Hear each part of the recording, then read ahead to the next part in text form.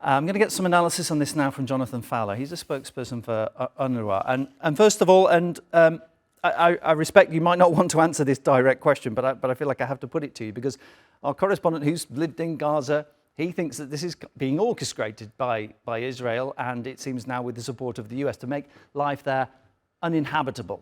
That's why there was so much destruction, why there were so many civilians killed, and now why, for some unknown reason, the aid is not getting in. And a lot of critics are making the same accusations, including some aid organisations. I just wondered what your perspective is on this. Is this deliberate, in your opinion?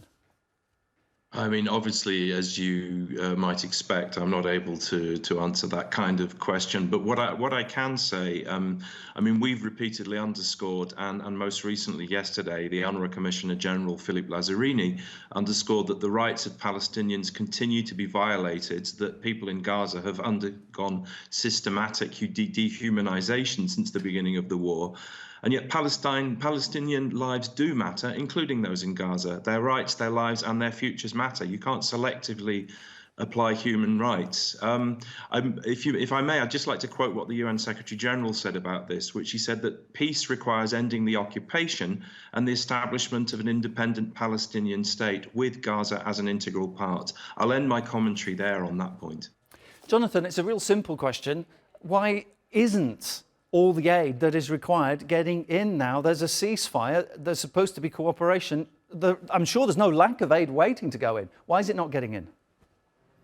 I mean, the issue is that the scale of the needs. I mean, we've seen huge hurdles to a proper aid operation, given the massive scale of the needs.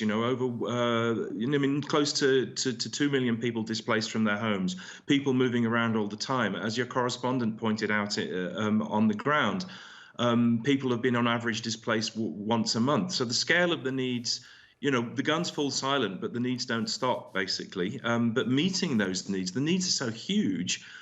Just the flow of aid that's been able to get in under the ceasefire deal clearly is insufficient. I mean, we had said since the beginning of the war, other humanitarians also, that an absolute minimum to assure the survival needs of the population would be 500 to 600 trucks a day. So we're not talking about 500-600 trucks a day being enough to alleviate all the needs. This is about basic survival. I mean, since the beginning of the ceasefire, we've been able to distribute food on the ground to over 1.2 million people.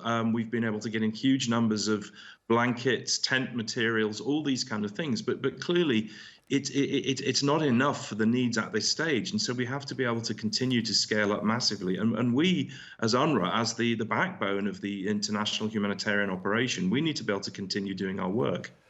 As well as not letting enough aid into Gaza, Israel's also hampered the aid mission, let's call it, by the leading organisation that administers the aid, UNRWA. Your organisation, it banned you.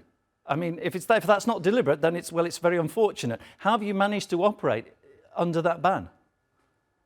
We're in an extremely difficult position. So specifically, there's two pieces of Israeli legislation which came into force at the end of January. One specifically bans our operations in East Jerusalem, so not Gaza, but that affects, for example, healthcare for 70,000 people, education for 1,000.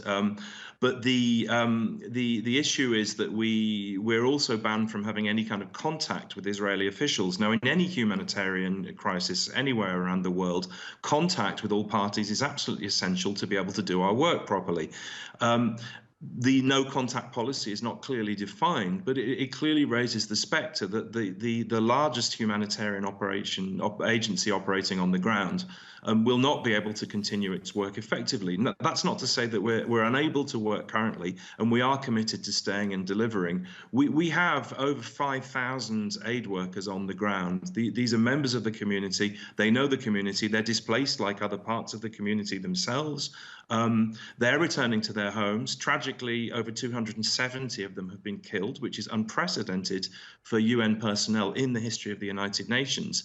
And indeed, I mean, the rest of the humanitarian system, the UN humanitarian system, has about 200 people. So anything which risks preventing us from doing our work raises the spectre of the collapse of the international humanitarian operation overnight. Jonathan, always appreciate you taking the time to speak to us. It's a very important matter, this, and your you're right at the forefront of administering the aid there. So thank you so much. Jonathan Fowler, spokesperson for UNRWA.